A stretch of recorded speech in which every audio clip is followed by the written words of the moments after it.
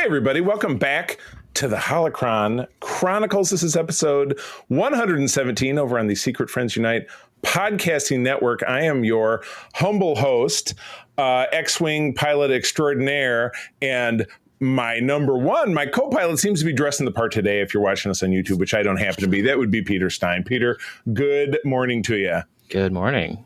All right, and we have an extra special guest. And Peter, if I'm not mistaken, this is the first guest that you brought to the table, which I'm super psyched about, particularly since we kind of soft rebooted the show and doing things our own way. But this is Alex. Alex, is it camp or campy? It's camp. Camp. Ooh, camp. He's very camp.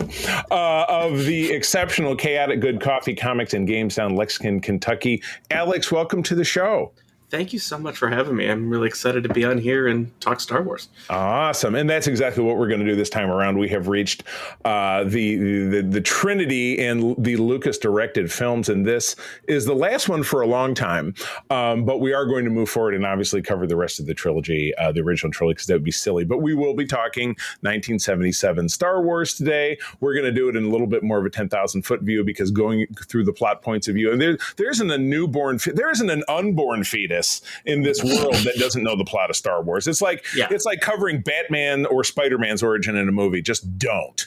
You know what I'm saying? Just don't. But Alex, a tradition on all of our Secret War shows is that we kick things off by asking you, in particular, about Star Wars here. How did Star Wars first come into your life? So the special edition release of A New Hope is the first theater experience I actually remember in my Wow. I don't think it wasn't my first movie experience, as I'm told by my parents, but it is the first one that I have still lasting memory of. And I think I've loved it since then. That is excellent. I love it. My first theater experience, and this dates me because I'm way older than obviously both of you guys, was The Empire Strikes Back in 1980. Wow. I've told the story many, many times, so I'm not even going to waste it. It was my dad and my brother and I, and it was before really movie trailers were prevalent. So we sat looking, I'll never forget it. It was a white picket fence out of focus. That was the screensaver in this theater in Detroit where I grew up. I know, it's great stuff. I love that. I know. And another holdover from having somebody new on the show, and this was at Peter's insistence, and I'm glad he did. My former recording partner, Mark, coined the question, if you lived in the Star Wars universe, a place of great danger and mystique, etc., what's a amusing or humorous way that you would be killed? Take it away. I think I would finally worked hard enough to finally get myself and my family to somewhere more prosperous, then the Death Star would show up on Alderaan. Of course. I finally did it. My plot of 40 acres here in the forest in Alder. Oh, hey, what's that? Oh, I didn't know they had the full moon during the day on this planet. Oh, son of a... Yep. That seems exactly what my luck would be. Oh, man. We made it. We didn't make it. Oh. Yep. Oh, my gosh. That might be the name of the episode. We'll see what happens. If that's something else. Made it. Damn. Usually when Peter and I are making an episode, something entertaining that is said to the course of the episode will end up being the name of the episode. Yeah. So I might go scribble that one in. Well, cool. Well, we'll get into talking about the Star Wars, its original title, in a moment here. But as always, we'd like to give love, respect, and esteem to the wonderful people on our Secret Friends Unite Patreon over at Secret Friends Unite. Patreon.com/Secret Friends Unite. Blah, blah, blah. You get exclusive programs, early shows, Discord benefits, and the first week for free. So you're losing money by not trying it, and you're also losing money if you sign up by not getting your first month half off, which is a real bonus. And you can also stick around for as little as $2 a month. So think about it: free for a week, $1 for a month, $2 going forward. Just do it. Just do it. You'd be very entertained, particularly by our Spotlight show. Peter and I and other people in the program have done a lot of great interviews with people in the pop culture space, whether it be Star Wars, Star Trek, Marvel Comics, lots of different folks. Folks like this are on board. Derek Trevelyan, my buddy, the figure dude who whipped both Peter and I in pickleball several times this week. Francie, who does my wife's hair. Luke Lord, Mr. Xbox Expansion Pass, and my uncle Tim down there in South Haven, Michigan. We appreciate all of you. Also, John Sedorf, Brendan Myers, Corey in HD, Matthew Keel, Kurt Krug, my buddy, who helps me find a lot of those connections by which we get those interviews. Tanya Lee, Chipotle Bear, Famous Seamus, Jay Newport 007, Cam the Movie Man, Brian Osterman, a.k.a. Darth Prozac, and Mr. Freight Conductor. Very grateful for all of you. Thank you for your patronage. Again, patreon.com/Secret Friends Unite. Free week, half off the first month, and $2 to keep things rolling. Now, Peter jumped in and did let us know there's a trailer out there now for the new Lego special that we're going to have this fall, which we will be covering. I was not aware. I did not watch it, so I don't want to bullshit my way through it because I think that would be a disservice to try to do that. So as far as I'm concerned, let's just kind of jump right on in there if nobody has other objections. Part 3 of the directing career of George Walton Lucas Jr., his full name, Walton, being Indiana Jones' middle name, too. Don't know if I pointed that out before, but it is the case. This film was called The Star Wars, more commonly known as A New Hope to the rest of us, in 1977. Epic space opera written by George Lucas, obviously Lucasfilm, 20th Century Fox, the first film in the franchise that would change everybody's lives, so on and so forth. These things are known. Obviously set in a fictional galaxy under the rule of the tyrannical Galactic Empire, the film follows a resistant movement called the Rebel Alliance who aim to destroy the Empire's ultimate weapon, the Death Star. Cast includes Mark Hamill, Harrison Ford, Carrie Fisher, Peter Cushing, Sir Alec Guinness, Anthony Daniels, Kenny Baker, Peter Mayhew, David Prowse, and James Earl Jones. Lucas had the idea for a science fiction film in the vein of Flash Gordon around the time he completed our very first episode reviewing THX 1138 in 1971. Very interesting film. He began working on treatment after the release of American Graffiti, which we talked about in our last episode. Star Wars suffered production difficulties. The cast and crew believed the film would be a failure, and it went $3 million over budget due to delays and almost killed Lucas. That's pretty famous. He had a panic attack that almost killed him.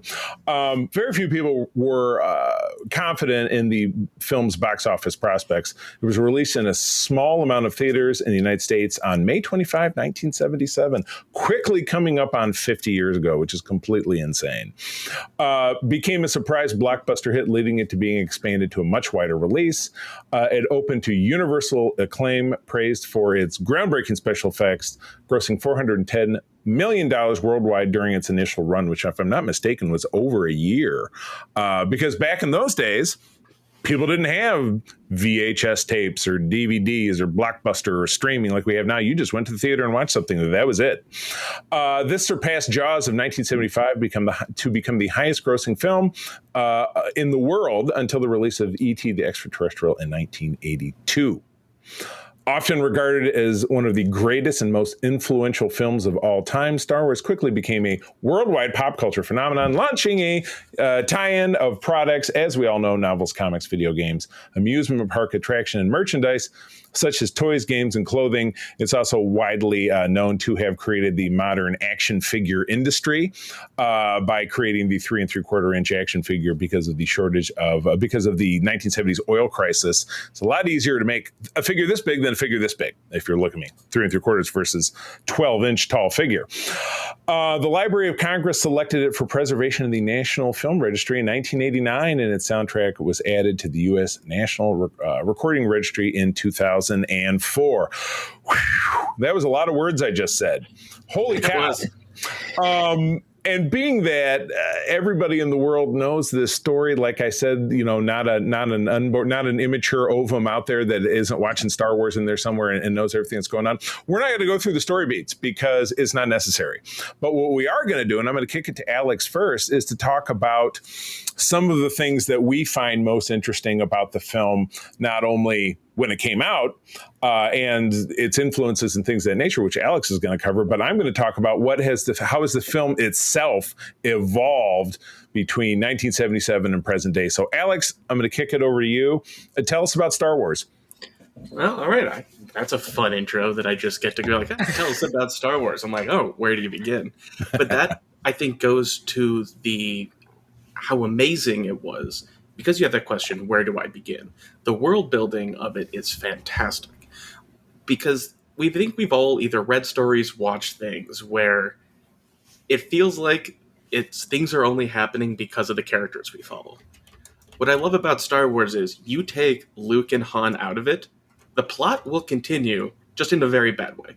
It's this world will move outside of your main characters, which I think it helps to make it feel lived in, and it helps, that suspension of disbelief because this feels more real.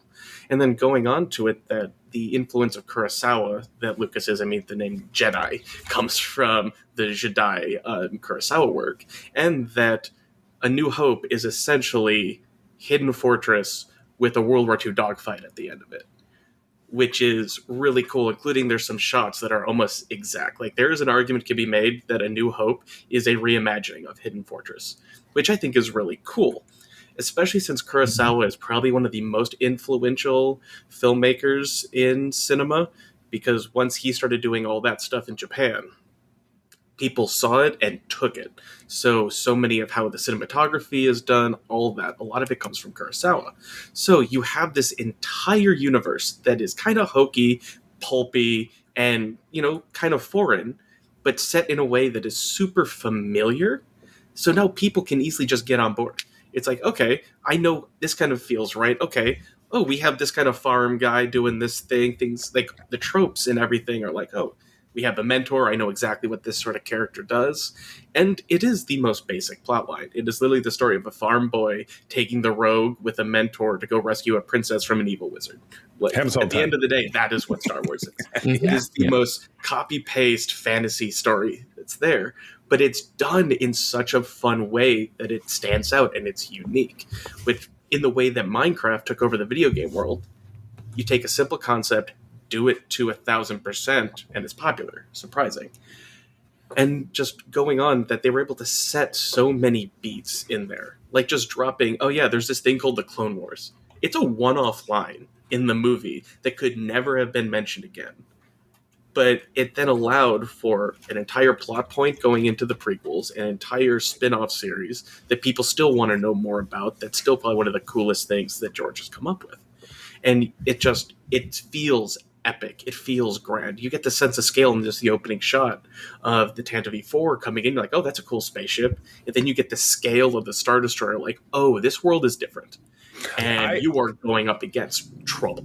I remember, and it's funny, my dad, my mom and my dad separately, I kind of got Star Trek from, though it took me a little older to get into it. But my dad, not a huge sci-fi guy otherwise, but I do remember him talking about Star Wars when I was young. He says, man, I went to go see that movie. And of course, he's an adult by this point. I had been born. I was born in 76. This came out in 77. And he was like, just seeing that first shot of this one ship flying, and there's like laser bolts flying back and forth, and this other huge ship. I was like, oh my, what is happening? You know, it was just so like anything and unlike anything you'd ever seen before. And how they go and they set up that initial thing. They get in there. You have your guys just trying to fight, and you can see how scared they are, like trying to hold that door. The door breaks open. Up until, the Death Star scene of that first movie, stormtroopers are actually dangerous. Yep. Like, the joke line that we all laugh about now of Obi-Wan saying only Imperial stormtroopers are so precise. If you've only seen that first hour, right, it's a true statement. They came in, wrecked shop, took over the ship, and moved on. It was efficient. So it shows really good. Like, oh, this is bad news. And one thing I think is also pretty genius on there, they didn't show the Emperor in the first one. That it's not like one of those, oh, your plucky band takes out the huge thing in, an afternoon. This was just one branch of it. Like, if they won and nothing... Like, it was a setback, but it didn't stop anything. Yeah, it didn't change much, right? Which sets up perfectly for the Empire Strikes Back of, okay, that was annoying, but we can still punch you in the mouth. Yeah. And it was... And I think that helps it, that makes it seem like, oh, this ever-ending empire. You can do a win, but that doesn't mean you won. Like, winning the battle and versus the war is really real in that. And it makes it seem like an all-in galaxy-encompassing empire can actually be real. Because it would have made it... Because sometimes, like, on the more modern ones, things seem so small and contained. Mm-hmm. You didn't really get that in A New Hope. You feel the expanse of this universe, and I think that's pretty cool. Yeah. Just chipping away at the big, you're the thorn in the paw of the lion. You know what I mean? Yeah, he may pull it out, but he's got other paw. He's got another paw on the other hand. He could still tear you down. And yeah, that's your right. And obviously our next episode, we'll get into The Empire Strikes Back and figuring like, hey, it's not like Star Wars was all happy slappy and sunshine and farts by the time it was over. They had this big victory, and it was funny because I was, of course, like you guys, I watched it again this week just to feel prepared. And I'm watching that last scene and I'm thinking, and it was even covered in a canon related comic during the Marvel run 2015 plus, where they had to evacuate immediately because the Empire still knew they were there. So like 20 minutes later, 200 Star Destroyers are going to show up and just bombard the planet. But you know what? Let's stop. Let's have a big ceremony. Let's have, the gag is that, let's get drunk. Let's have a big party afterwards. Or they had a big party the night before. And that's where Leia lost Chewbacca's medal. Like that's the hack bit that people do about it. But I mean, to your point, they did a bit. They put a Band-Aid, or it was the finger in the dike, as it were, little Dutch boy, you know what I mean? The finger in the dam, put a little Band-Aid over it, but it's still this 5,000 foot tall. It's still the Hoover Dam. You know what I mean? Yeah, it's the Hoover Dam of badness. Ooh, I could make the name of that, but I like just do it 1,000%. That's the current name of the episode. Peter, you've not had a chance to say much. Let's talk about this. Happens a lot when we hang out. Peter's a great dude. He's very even keel. I think that's why we work so well together, because he's even keel and I'm all blah blah. But Peter, I mean, let's have some of your thoughts. I mean, thinking about what Alex said, and just kind of your thoughts overall. Like, where are you landing with this film? So I was kind of looking when I rewatched it. I was kind of looking at the acting. Just to see like the difference in how kind of like a peripheral, because I mean I don't do a lot of directing, but like a peripheral idea of like how George was using some of these actors. And like you can tell, at least for me, I could tell the difference between, say, the younger and experienced actors and then someone like Alec Guinness. There's a lot more subtlety going on. Like the moment where like one of the ones that was quite, like, every time I see it, it's still really good, is like he's headed for that small moon, and you just see his face just fall. His eyes get it has mostly to do with how, like, a lot of how he controls specifically around his eyes. Oh, okay. And there's just a lot of very interesting, like, a lot of like, oh no, that Alec Guinness pulls off really, really well. And there's a really interesting one that happens, I noticed, with Tarkin, with Peter Cushing, when Vader comes in and is like, Obi-Wan's no more, and you see like just the subtlest eyebrow raise on Tarkin, which we know when we add all of the canon stuff in later, that becomes a very like, But just even that moment, and Peter Cushing you didn't have all of that backstory between Anakin and Obi-Wan. You just had the Vader doesn't like Obi-Wan and killed him. But still there's that just so slight eyebrow raise of Tarkin going like, oh, you killed him, did you? We could have gotten more information out of him. So there's just some really interesting like subtleties that go on in the acting. Well, go ahead. Let's say, they said that in interviews, that the young cast took it more seriously when they were in the same scene with Alec Guinness or Peter Cushing. Yeah, and you can tell, like, it makes it like there's a big difference in the feel, like the scene with Luke and Obi-Wan in the hut, like that's very well done because he's bouncing off of Alec Guinness, and Alec Guinness is treating this like, I am, I'm a big deal actor, but my character is a big deal, right? A big deal. He was the Ron Burgundy of Star Wars. Oh, there's the new name of the episode. But it was like you always hear the talk about how it changed, but then I was actively paying attention to that, and it was quite, you could tell, like, it doesn't mean the other scenes are bad by any stretch, but you can just tell there's a difference in how people hold themselves and the type of reactions that you get out of them and that sort of thing. Especially when it's like just scenes with Mark Hamill and Harrison Ford, because he was not taking it seriously at all. Yeah. No. Especially the scene in the cockpit. Oh, yeah. I have loved over the years watching the screen tests and seeing all the people brought in. They had, an actress named Terry Nunn, who I don't know, but he had William Catt read for Luke Skywalker. You had Kurt Russell read for Han Solo. And I do love, and I love Mark Hamill. I've always loved Mark Hamill. He was my first pop culture idol as a child. But Best Joker, fight me. Yeah. Never. God, well, there's been some bad Jokers, so that's okay. But we don't need to talk about that. We'll get into that at another time. But, when he comes in and he said, a great bit he does with Harrison Ford that he says, hey, my objection at the time when we got out of the trash compactor was, hey, wouldn't my clothes be wet if I just got out of the murky water? And Harrison Ford goes, not that kind of movie, kid.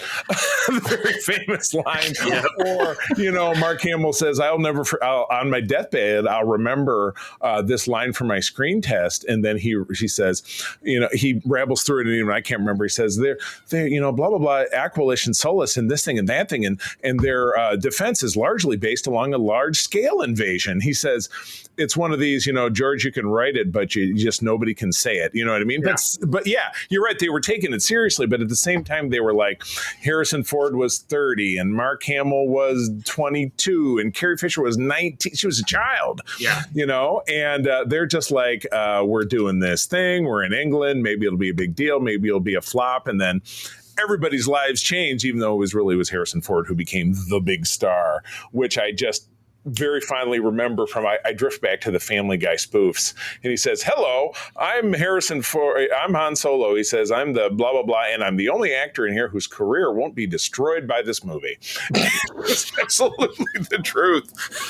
Screen, yes. I would say between voice acting and stage, Mark Hamill did pretty good, because he went on to start in like Amadeus and stuff like that. Yeah. He found the stage as his. Yeah, I mean, I've met a lot of actors in the last few years doing this show, and people Peter and I are interviewing, we always throw it to them and say, hey, what are you doing? Like, I'm on this show, blah, blah, blah, or I did this, or we'll look at their IMDb or something and to talk to them about something that maybe we don't know about that they were in. And, it's a job like it is for any of us. Most of us change jobs, and sometimes things don't work out. It's just their jobs can change week to week or month to month or year to year in a way that's kind of unpredictable. So, yeah. Anyway, yes. Now we were talking about rambles and tangents. That was probably a tangent on my part. So back to you, Peter. Oh, go ahead, Alex. I got going on to like the actors taking it seriously and not. There's one scene that I think it actually benefited that is going to easily transition to what you want to talk about. The scene with Han and Greedo. Mm-hmm. Because so much controversy. Because Han being able to really go into I can be this kind of cool gunslinger, and he just kind of played that up a little bit, because like that seemed to be the one thing that he actually seemed to have some fun in. Right. I get to be this fast shooting guy. All right, let's do this. Yeah, I'm having my Western thing that I probably grew up with. Is one thing that I get to now do this in the space Western saloon. Right. Yeah. And I think that adds to that scene of just how casual he is of I'm just buying time, but pew, yeah, or pew, or pew. We'll get into that. And then walks away and flips him a coin. Sorry for the mess, and just walks out. I do love, and something I'll cover is how in later cuts they added a sizzle. Yeah, in the original special edition, there's a sizzle. Like it's bacon, but we'll get into that later. But what does fried Greedo smell like? Oh, bad! Oh my god! Yeah, well, like I said, Harrison Ford is eating up acting. Fried rodent. Yeah, he's act up eating in that scene, but he's obviously doing his lines to I think it was a woman in like a weird face with an animatronic like snout that flips up and down. Yeah, I mean, obviously when they were doing his coverage and shooting him, he was delivering his lines to just not that, because I would find it to be harder to kind of really get into it or maybe take it at all seriously when you're talking to somebody in the back flipping a mouth switch or whatever. I don't know. It was bizarre. But I think it goes for it that he wasn't taking this threat seriously, and it shows. Yeah, that goes to like how like, oh yeah, I'm that plucky scoundrel. It doesn't bother me. Right. I have a guy pointing a gun at my chest, and I don't care because I know I can beat him. I know. Yep. Or can he? He ultimately does, but it does happen a bunch of different ways. We'll talk about that in a second. Other thoughts, Alex, before we kind of move on? I'll get talking about my opus of the changes. And just going that the influence of Star Wars, it's so wild how certain things just kind of take over. And you can never plan it. All you can do is try to make your vision and hope people like it. Right. And make something that the passion's in there, and you'll see the dividends. Or if you don't get lucky, you won't. But you can't force it to happen. And I think that goes that studio, you can find like recently studios that force it.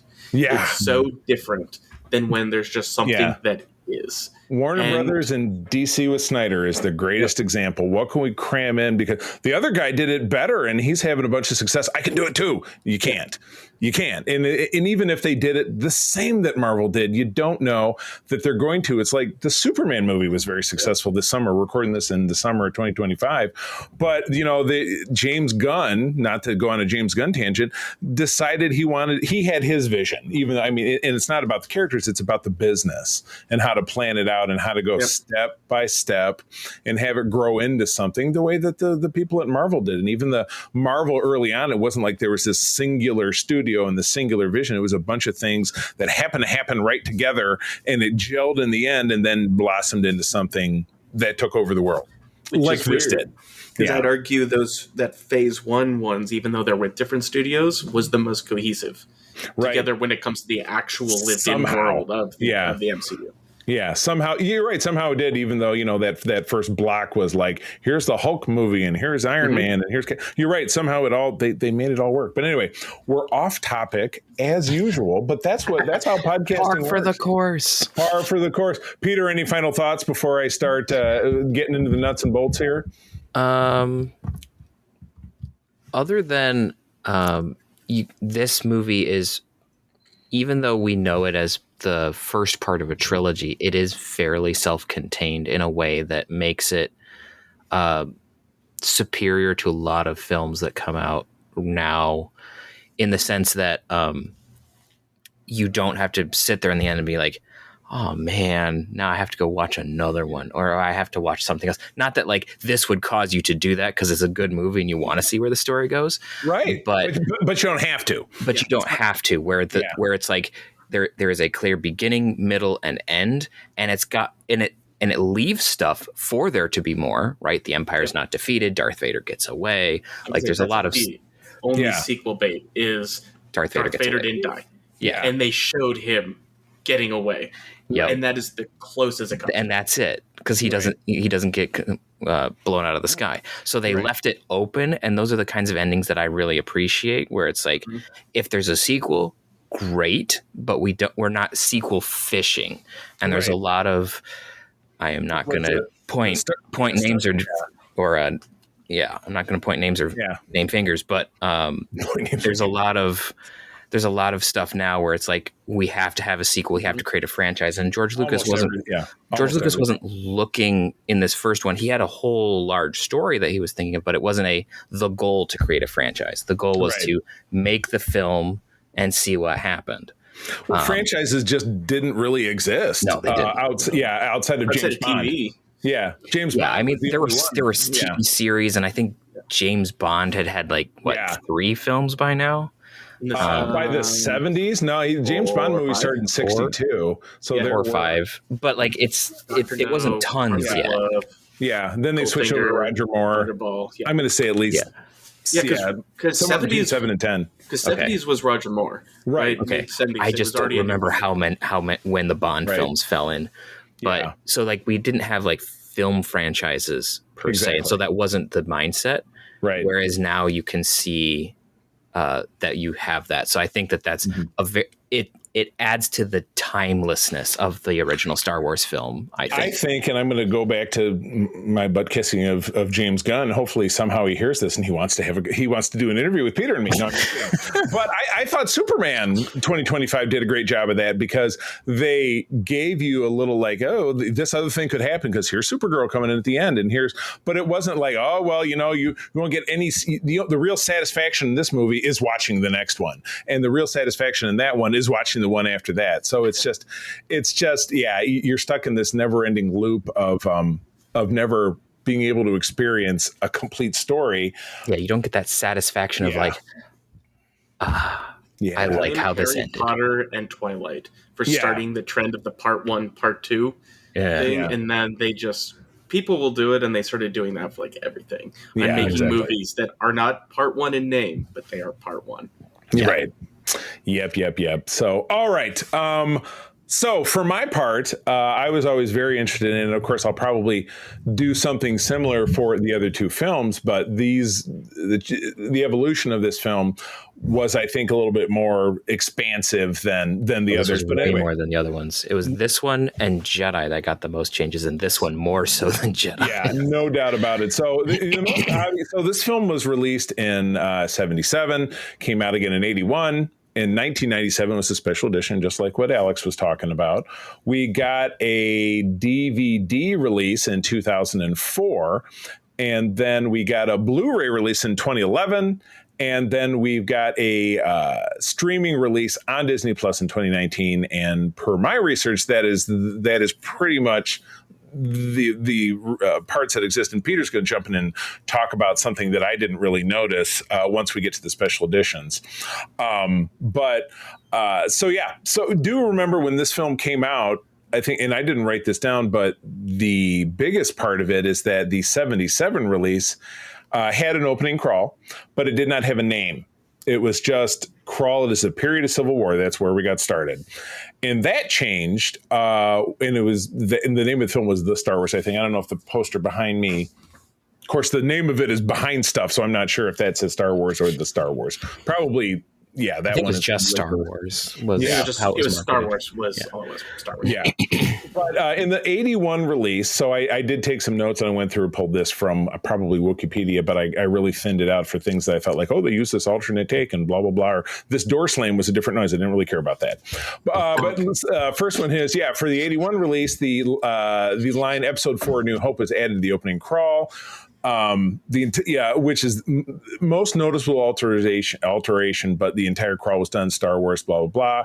Obviously, they did this because in 1980, The Empire Strikes Back came out, and I'd have to verify it, but I would assume that was titled Episode 5 at that time. Yeah. But again, without looking, I'll have to verify next week. So this retrospectively, and again, in the 80s, and I remember I was 7 or 8 when I first saw a home recording device with a videotape. So the only way people were seeing anything was if you were rich, you had one of those projectors like you had in elementary, and this probably means nothing to you guys. So they had projectors in elementary school. Yeah, the real. That's if somebody was rich, if you ever see like a movie either from the 50s or set in the 50s, that's how rich people are watching movies at home. They have a thing and a screen and they're showing it that way. But yeah, we normal human beings did not watch movies not at the movie theaters unless it was on television, which network television then would pick these up. And I don't think the first Star Wars showing even of this film was maybe till the mid 80s. I could be wrong. That did. I found one on Internet Archive from I think 84. So that's what I was thinking. So, but yes, coin the classic phrase of Spock from Star Trek V. That did not come up in my research, Captain. But yes, so that was significant change from the 81 release, where things really ramp up is obviously in 1997 with those special edition releases. So we'll jump in. Peter's got an interesting one. Peter, do yours first because it kind of colors everything. Kind of colors everything else I'm going to say. Yeah. So one thing that I remember noticing as a kid, and I think it was in part because in the original VHS releases of the trilogy, there was like a beginning bit where they would talk about some of the changes. Because old VHS tapes had pre-roll stuff, and the way they were meant to be seen, and they would come out of the frame at you. Yeah, it was pretty neat. Because I remember watching on the side note on the original VHS release, there was like a Leonard Maltin interview with George Lucas on every single film, and I remember for a long time we would just sit there and like, it's interesting. And then after we got a little older, we would fast forward because I just want to watch the spaceships. This is boring. Yeah, I remember he finished it riding in the back of a golf cart with a couple people in Twilight makeup. Yeah, that's how it was. Because it was ending right as they were working on Phantom Menace, and so just like, oh yeah, exactly. So the one of the things that they talked about big time, and I remember noticing it was. There was some major color correction done because obviously the films had faded and done some things as the 35 millimeter traveled, and so one of the big noticeable moments for me was in the first part of the film, after Darth Vader talks to Princess Leia, he walks away and an Imperial officer starts talking like, this is going to be a problem if anyone hears about it. And Vader's just like, yeah, well, we'll just tell them that everyone was killed. If you watch the original release of the film, that Imperial officer's uniform is more of a brown color, which then if you play some of the video games like Dark Forces, Jedi Knight, I think Rebel Assault, Imperial officers have brown uniforms. Wow. With the color correction, that uniform is black. So there's some really interesting quick tweaks to this is actually what they were wearing on set. This is actually what we were seeing. So those of us who grew up brown shirts, didn't they? Yeah. But it wasn't a brown shirt, which makes it that much more fascinating. Faux brown shirt. New episode title. Faux brown shirt. So it just goes to show that some of those color corrections, some of those edits, even though some of them like the brown may have been embedded in our cultural memory for a while, that wasn't the original vision, and so some of what George is doing is just correcting for mechanical failure in some of the transference of the story. And definitely the special editions helped accomplish that. And one of the first notes I have, and it's interesting, since Disney took over and they brought the big axe down on the EU, and we don't need to talk about that, but they said, we're going to start fresh. They took a very Star Trek-ish kind of opinion of it. What's on the screen is what's canon.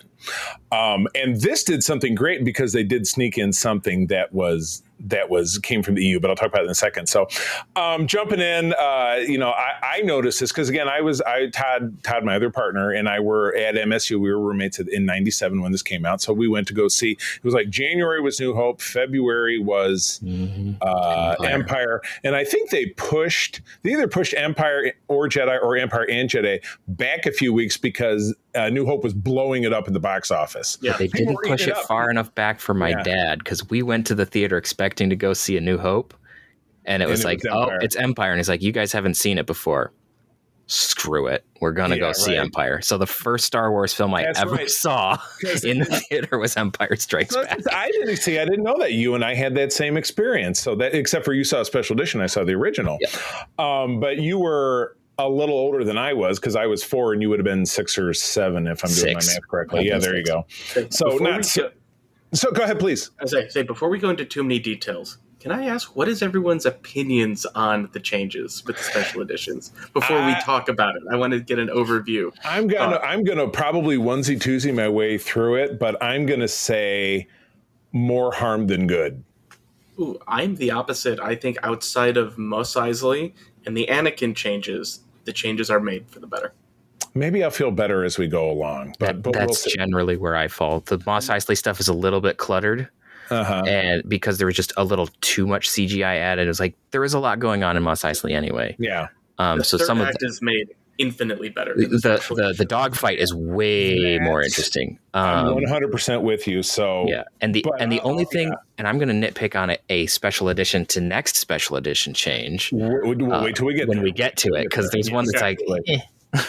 So we had some early stuff. Sunset in the Canyon as R2-D2 walks has been redone, and I think that's positive. Stand crawler, several shots improved. I think that's positive. The bit that I was talking about, bringing what has essentially been uncanonized, making a canon, was the Sentinel-class landing craft that drops the stormtroopers off.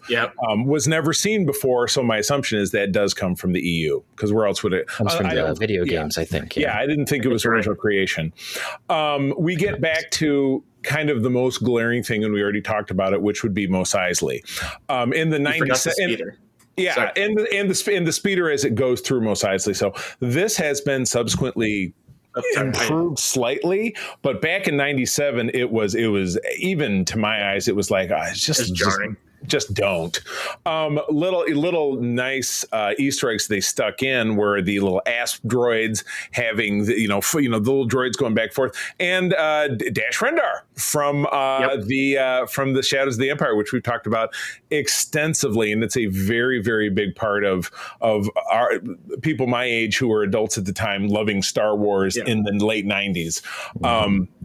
Canonizing Dash Rendar, although strictly speaking.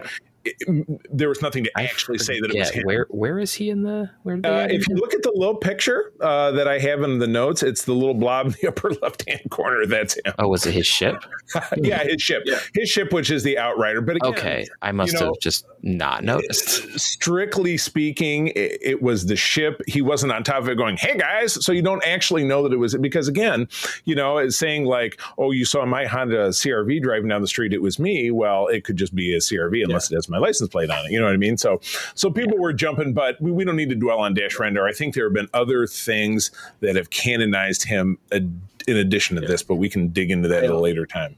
I also like what they did with Luke's speeder because all the shots in the desert in the old ones, basically using just grainy film to cover up the force wheels. field. The force field. It just is so much cleaner. Okay. Now, especially because it actually feels like, okay, this thing is actually using like maglev or whatever they're calling for the repulsor lifts. Stuff. Yes. Yeah. Repulsor or mag. Thank you. Yeah. Yeah. There you go. I think that's what they call it in Star Wars too, or Star Trek as well.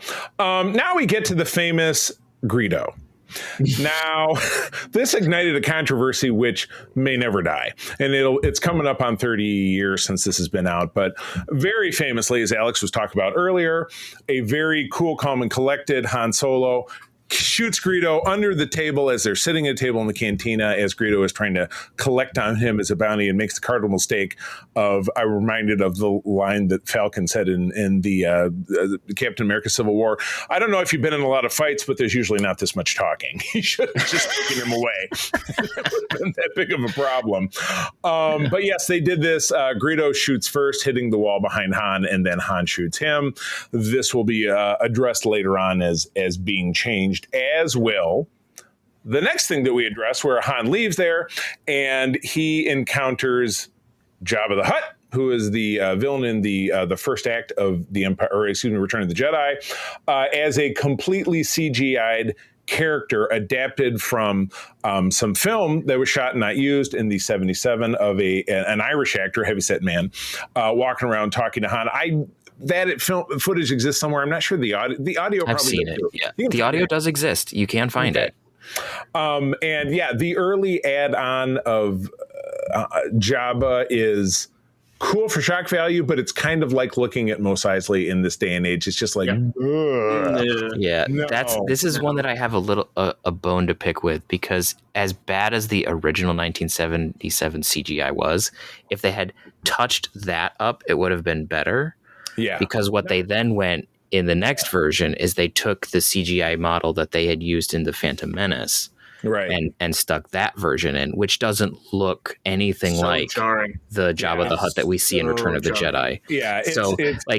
I get it, but it's like, don't do it. Yeah. The fun thing is they added Boba Fett in. They did, which then obviously proves that the character was then created at the same time as the other characters, which you wouldn't necessarily know about. No, he was created for Empire. They rotoscoped him in for the special edition. Now I understand. But it was originally created as like a Captain Phasma specialty stormtrooper rather than being an external bounty hunter. He was the screen test. He was all white like stormtrooper armor. I was, you know what? Thank you for educating me, because I thought he was part of that footage. I know that obviously the holiday special, which we're going to talk about before the end of the year, gave us what is, and it has been. I don't know, you would call it canonized, because you can watch it on Disney Plus. Lots of parts of it that have been, but parts of it, this and that. But we don't need to get into all that. So thank you for correcting me. I guess in my brain I thought, he was filmed that way, but I also do know that he was Captain Phasma. He was the white glove stormtrooper, as it were. That's exactly what it was. Yeah. So one thing I absolutely loved in the Death Star, when Han and Solo were chasing the stormtroopers, they round a corner, instead of just putting them in a regular corner. He backed them into this big landing bay with all this CGI Great stuff change. added in. That was a huge change. Thumbs up, big. Because it made it make so much more sense. Because I remember as a kid, it was like they're just running up into a wall. What's going on? You bypassed the most important change of the special editions: the adding of the bonk of the stormtrooper hitting his head on the door. I think that was in here and I nixed it. Was it part of this or part of the next one? It must have been part of this, and I cut it out. My apologies. That's why we're doing this together. Otherwise, I'd just be sitting here reading it. The bonk is important. The bonk is important. I would make that the That's name a good title name. But so I think it's a little racy, and we might not pass. One thing that would have been a simple fix, and it wouldn't have been a problem if they would have just dubbed it with the same dude. When Han and Chewie are running and the guy goes, close the blast doors, because the original thing was simply them jumping through some closing doors, and the guy says, open the blast doors, open the blast doors. Had they simply redubbed it to be the same guy saying the line, so if they would have dubbed it in 97 and the same guy, I probably wouldn't have had any problem with it, but because it's very obviously a different dude, that always rubbed me the wrong way. You know what I'm saying? I just thought it was a different trooper doing it because there's like 5 of them. That is fair. When the mouse don't move, you can say it was 2 different guys. But in my brain, I thought, they just look a cheap way. Like there's only one dude talking. But you know what you say is also fair. So we're gonna agree. Another random note that I thought was pretty neat, because I remember noticing it in the changes when I saw it on screen, was the changing from the text that Obi-Wan is looking at from English to Arabesh. Yes, I have that as a note as well. That was really neat. A good world building change. Yeah, I absolutely love that. In interest of moving on, actually, no, this is naturally the last third of the film. The third act of the film is the beautifully restored Death Star dogfight interactions. Probably more than half of which has been redone, and it's great. I mean, and again, you'll see in my notes what I have pictured is one of my favorite iconic images. I'll even make it bigger because I want to see it enormous. Is the entire Rebel forces. It's nice because you see them pick up, and it's added to the existing shot. You see them pick up and fly from the hangar bay, and then you see them in space all lined up. And now in the 77 release, they did as good as they could. It's little models, dots. And they're hanging there. Yep. Yeah, they're just little dots. This is just beautiful. You also have a pan where you see it's Luke who's in front, which is weird. Why wouldn't the leader? You know, he's the new guy. I did find it kind of annoying that later on in the film, when there's only 3 of them left, 3 X-Wings left, Luke takes over and Wedge says, "Right with you, boss." And I'm like, this kid has been here for 10 minutes. Why is he in charge? It's like if you work in the convenience store and the kid, you know, the boss's son comes to work and now he's the boss. You know what I mean? I would say, because I'm guessing Wedge knew Biggs really well. Right. And Biggs was like, no, Luke's the better pilot. He's the best. He's the dude. Of us. Trust and Biggs was like, yeah, let's do this sort of thing. And yeah, fair. Wow, look at this. I love being put in my place, but not in the way it's mean. I understand what you're talking about, but also, was Wedge already clipped at this point during the fight, or not yet? That was during the trench run. He got clipped out at the trench run, and then he had to bug out, and then that's why he lived. Yes, because at the end of it, which Wedge? There's like 3 of them. Yeah, the Wedge who was in the cockpit, not Faux Wedge or whatever. That's a whole different thing. Yeah, that wraps it up. Oh, and it did. James Earl Jones was added to the credits as the voice of Darth Vader, which did not exist. Finally, so that's good. My favorite detail of that, in which we are talking about like that opening thing and they're all flying up on there, seeing the actual pilots in the X-Wings. Yeah. I know it's a little detail, but it really just kind of sells it. Yeah. A little bit. Yeah, it's not an opaque cockpit. You can see the pilots like look checking instruments and doing it. Reminds me of, and I never do this show without bringing up Star Trek, in the opening credits of Star Trek: The Next Generation, that last shot with the Enterprise flying before it jumps into warp, they record a dude walking through the observation lounge, which faces the camera. It's just a guy going, do, do, do, do, do, do. Alex, are you a Star Trek guy? I haven't even asked. Yes, I am. Okay, very good. Then you know what I'm talking about. We'll have you over on Code as well. You're now on that list of talent. Congratulations. Oh shit.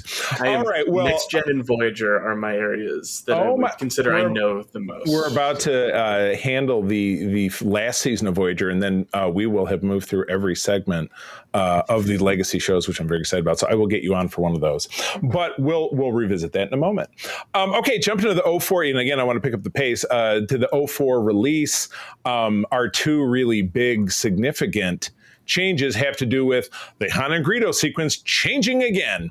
Greedo shoots a few frames faster, but Han, there's another change coming in the next one. He shoots a little bit faster. It says Han and Greedo shoot at the exact same moment, but Greedo is still fractionally ahead. I guess they thought this would quell the debate for all times. It did not. It did anything but. So we're going to continue to move forward with that. Peter already talked about the fact that we get a new CG Jabba model, which matches the 1999 Phantom Menace model, which again doesn't make a ton of sense. Should have looked a hell of a lot more like what we're going to end up seeing, I think, a little bit further on down the road. It says this new version closely resembles the way Jabba looked in episode 1, which is still, I did like that the Dianoga, the creature in the trash compactor, does blink. He does. He goes click, click. I thought that was very cool. The Arabesh that Peter mentioned, that change happens here as opposed to last time, or at least that's what they said. Okay. So cool. Good to know. This says the audible bump was added to the infamous gaffe. So that happens here. That happens in this one. Okay. That's what this says. But again, this was written by people like me, or people like us. So you never know. The update for 2011 and 2019. This is the single note that I had for 2011 and the first note I had for 2019.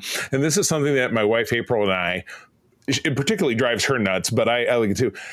In the scene after Luke has been dragged from the Tusken Raiders and they're starting to go through a speeder, R2-D2 is famously hiding in a little crevice. And in this release, in the 2019 release, they put rocks in front of him. And I wrote, fucking moronic, because it's dumb. And how the hell did he get in there? There's not enough space for him to shuffle his little robot body in there unless it was a tunnel or something. It was just, why did he do it? It's the exact same thing of like the Ronto covering when they're getting pulled into the checkpoint. You can't see that. You're like, why are you covering the thing we're supposed to be seeing? Right. Oh, I do have a thing. Speaking of that scene, the changes of Obi-Wan's noise scream every that time he's doing, and I had that as a note as well. I like the 97 one. I hate any of the other ones. Well, the new one is a weird woo sound. It's so weird. Okay, it's so weird. Like, why? It was fine. Yeah, Why it was a creature sound in 97, and now it's like, what is this? Yeah. Where back in the in 77, he just made it was almost like a bantha noise, wasn't it? It was like something. It was just like, I think it was the same sound that was in the original and in the 97. It's very I like much that one better. It's very much Pickle Lane. Okay, and the last thing I have for the 2019 release, that's all I have for 2011. There's a new edit of the Han and Greedo confrontation. It's a new shot of Greedo saying McClunky, a word that we've never heard before, but which roughly translates to "I'll end you," based on what Sebulba said to Anakin in the Phantom Menace during their first confrontation.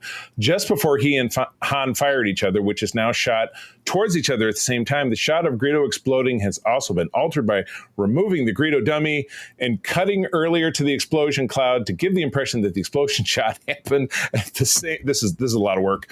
At the same angle, Han and Greedo fired at each other. Disney stated the change was done at the behest of George Lucas before the restoration shelved following Disney's purchase of Lucasfilm. Wow. Here's the thing. If the only change they made was they took out Greedo shooting and just adding that, and then it's like, he said, "I'll end you," and that when gave Han the, "No, you won't," bam. Yeah, right. That would just have made sense. Sure. Just do that. Stop doing the weird other blaster thing. Just tell him, "I'm going to fucking kill you," and go, "No, you're not." Uno reverse card. And just leave that. And McClunky wasn't captioned. So them telling us it roughly translates to "I'll end you" based on blah, blah, nobody gets that. It just became a punchline. I think I had a friend at the time who would greet people, "Hey, how are you doing?" And McClunky to you. You know, I mean, so it's in the Lego thing as well, where like Greedo shows up for a Christmas party and it's like McClunky. It's like, okay, so that's whatever. That's gonna make him a big hit at parties. Hey, how's everybody doing? And fuck you. You know what I mean? No wonder he was so so grumpy. All right. So circling back to the original, we've talked likes, we talked dislikes, so we're good. Big picture legacy. Alex talked a lot about that. Any other thoughts about? I mean, this was a watershed event for all of the filmmaking that followed. In a lot of ways, I kind of liken it to the Beatles in 1964 on the Ed Sullivan Show. Nothing that happened after that in popular music, and you can fight me on this one, has ever been the same. Anything at all has somehow been touched by this in music, has been touched by the Beatles, in my opinion. So that's really the legacy. We've kind of talked our way through it. I'm going to read some notes from the socials, and we'll kind of do some final thoughts, and we'll take it from there. So I did posit out there. I know I would get some responses, because who wouldn't have something to say about Star Wars? So I dropped this out there earlier this week before I recorded it. My friend Nick Morrow, who is one of my cosplayer figure buddies from Chicago area, on our Secret Friends Unite Facebook, said, I have vague memories of seeing it in 77. I assume he may be a couple of years older than me. Mostly the TIE fighter scene. And that really stands out. And it's kind of funny, the TIE fighter scene in particular, as I was watching it, saying, this is kind of dumb that they're doing this. Oh, the TIE fighters, circling around them like flies on a pile of shit, instead of having like a regular dogfight. But I thought, this is actually introducing the TIE fighters, because there was the only appearance of the TIE fighters for this in the film was when there's the establishment shot of the Death Star and they're flying in a straight line. So this was running from the Millennium Falcon. And running from the Millennium Falcon. Very good. So I like that scene, if I can spend a moment on there. Please. Because it really shows them going that you're using the 3D space of like space combat, because they have a top gun and a bottom gun, and they see they're going from different angles. That's a good point. And then it also goes to show when like, well, why aren't they doing this? And you're just like, this proved to show that, they're tracking us. And both Leia said it, and when Tarkin said it, it's like they did this for appearances. Right. Keeping up appearances. Yeah. And also I feel so bad for those pilots that are like, we're just going to sacrifice these 4 dudes to keep up appearances. Go die so that we can sell the idea that they got away. We all know the Empire doesn't care about shit. Watch Andor, and you'll absolutely know. Or Rogue One. They just blow people up. That's okay. We'll Scarif, man, forget about it. Rachel Ostrowski, also on our Secret Friends Facebook, and she was part of our Star Trek chapter here in the Grand Rapids area. I saw it in a packed theater. I was 8. People were standing against the walls, which I think is illegal, since all the seats were taken. I loved it, but it was the 70s. It was the Wild 70s. No rules apply. No rules apply. The best comment comes from my friend Anna, known as AMH Cosplay. She's a very famous cosplayer. You will see her stuff all over all social media. This was on our Secret Friends Unite Discord. My mom took me to see it when it came out. Anna's a few years older than me, so she was probably a teenager. She thought it was very imaginative fantasy, but very silly to think something like this could happen. What was the movie? Of course, I loved it. The droids, the Cantina band, the chessboard on the Falcon, which was it was something we didn't touch upon. That very early kind of CGI. It was just kind of Ray Harryhausen, but really the way it was done was pretty cool and pretty unique. Also, the Cantina band. Talk about entering the cultural zeitgeist. You just have you play 5 notes. Everyone is going to know exactly what you're talking about. Yep. Exactly. The whole cantina, as Mark Hamill has a great comment about that. He says that the cantina was like the Nutcracker suite. Yes. All the people moving around, and Mark Hamill is God. There's another bucket list interview I'd love to do, though. I'm sure there's no chance we would ever speak to that. He would waste his time with guys like us, but he would be fascinating to speak to. I would really enjoy it. And how that scene, they just raided every costume department for masks. Of like they went to like the Universal Monsters sort of thing of like anything we can to try to make aliens cheap. Yeah, is what we're doing. Boots and vests and weird shit. There might even be. I think there's even some random Star Trek pieces in there too. Oh my gosh! Yep. Well, I very famously, and I'm sure we'll tackle this next go around, but the bounty hunter Bosk in the next film is wearing an outfit that came from a Doctor Who episode from the 70s. Yep. Mm-hmm. Definitely. So to finish on his comment, we're a little off. She says, I still have the T-shirt transfer of Han and Chewie that I bought at Spencer's back then. I didn't know Spencer's Gift was around in the 70s. Really? That surprises me. Of course, I mean, it could be a vague memory, but I mean that sounds funny. It will always be one of my absolute favorite films. Well, thank you for everybody who responded. We love hearing from the people who follow us on socials, and I hope they listen to the show as well. I will reach out to each one of these people and let them know, hey, listen to the show. You're featured. We talk about you. But yeah, that's about it. All right, so let's circle it back and let's give any parting thoughts. I'm not going to bother doing a rating as we frequently do with movies, Peter, unless you think it's necessary. Doesn't matter to me. But Alex, your parting dissertation on 1977's The Star Wars. It is really cool to see that there's, like you said before, a moment in time where things changed. Mm-hmm. And when it comes to cinema, there's certain ones of that. You get Star Wars on there. I would argue play like The Matrix with the CGI kind of stuff booming after that, and then The Lord of the Rings would be the next one, I think. Lord of the Rings, and then going on either the first Avengers or Endgame. Right. That things have not been the same since those things happened. And it's really cool to look back and see the forethought that George put into his world building. Because I don't think he is the best writer, but as a storyteller, I think he is fantastic. And the world and the richness that he put in there, not knowing if this would even work, is really cool to see. Right. And then actually capitalize on it. Right. Mm-hmm. For sure. Absolutely. Peter. I can't add a whole lot. I will just add that another thing that this film really helped change what happened, and I think for the better, is how soundtracks are done to accompany film. Yes. Because it was an inspired choice to do John Williams, and the way that he uses themes and motifs to tell the story through the music, not just as a background, not just as kind of mood setting, but actually like use the themes and keys and instrumentation and tempo, all of that to tell the story. So like, here's the Force theme. Here's it's mysterious because we're learning about it. Here it's sad because Obi-Wan's dead. And here's it's kind of a triumphant return because now Luke is using the Force. So there's a brilliant way that Star Wars and George and John brought music into the forefront of telling the story, which Star Wars is one of the few films that just like fully capitalizes on this. A lot of other films then try and do pretty well, but this one like knocks the socks off anybody until you get to Howard Shore and The Lord of the Rings. Right. Going through, and like Jaws was like the only other one where the movie would not work without the score. Right. And that was John Williams before this. So it's like, Exactly. So it's like bringing John's skill of telling story in a way that augments, doesn't just kind of like fill. It's not filling space. It augments. It gives you that energy, like in the TIE Fighter dogfight. It's a character.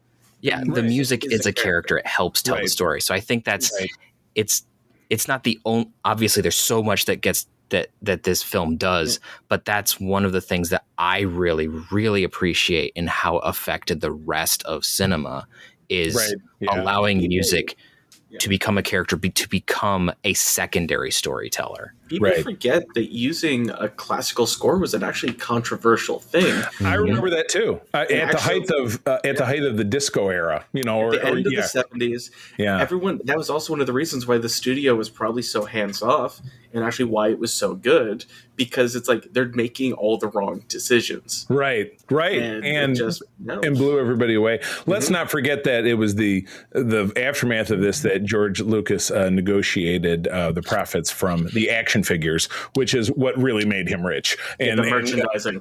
All the money that he made from this is how he was able to do Empire with his own money. Merchandising. Oh my gosh. Well, with that, I'm going to bring it to a close. This has been great. Merchandising. Which I could also, Faux Brown shirt is so good of a name for the episode. I can't change it. But this has been great. I like Star Wars the introspective. Star Wars the introspective. I was struggling with, and I was talking to some friends yesterday saying, how can we talk about Star Wars in a way that's not just super generic and boring? And we don't go through the story beats, but we'll talk about big picture stuff and like, what does it really mean? Which is funny because by contrast, both on this show and in our Star Trek show, Peter and I like to talk about content and story beats and stuff like that, where it's just too, it's too well known to really go that route. It's not worth doing. Yeah, there's nothing we could do on that hasn't been said 1,000 times. Why do we need to say it? Or better, it's possible. Oh my God. Yeah. Well, Alex, welcome to the family. You are in both with both of us here and certainly over on Code 47. But where do people find you out there in the world? Tell us about your shop. So the shop is in Lexington, Kentucky. It is a full coffee shop, full game store, card games, tabletop, board games, all that fun stuff. We love to... If there's something you like in the gaming space, you'll probably like it, or if you just like a good cup of coffee. You find me, will be there, or if you're online, you see someone with the handle Cad Bane's Hat. That's why I'm there. That's me. I'm not on a lot of social medias. I kind of took a off because it was just getting way too toxic, and I'm like, I don't need this in my life. I hear you. But if you see a Discord server with a Cad Bane's Hat, that's probably me. Oh my goodness, good stuff. Website for the shop? chaoticgoodlex.com. All right. I will add that in the show notes so people can check you out there if they are in the greater Lexington area, which, of course, Peter and I are not. But we at least hope that people listen to us everywhere. So that's awesome. All right. Well, with that, I will wrap us up. God, Peter, I'm starting to forget how I even wrap us up. So I'll use my regular sign. I haven't really decided. So I haven't really decided. Yeah, it's definitely different than from the before times. But as always, I will tell you, thank you for joining us, everyone. Sharing is caring, and to keep on trucking. May the force be with you. Leave. This podcast is part of the Secret Friends Unite podcasting network, available on Apple Podcasts, Spotify, and podcast services around the galaxy, as well as video on our YouTube channel. You can support Secret Friends Unite by becoming a Patreon member, get bonus programs and more over at patreon.com/secretfriendsunite. Join our Discord community for even more discussions on all things geek. For all the latest updates on Secret Friends Unite, make sure to follow us on Threads at secret.friends.unite and visit secretfriendsunite.com.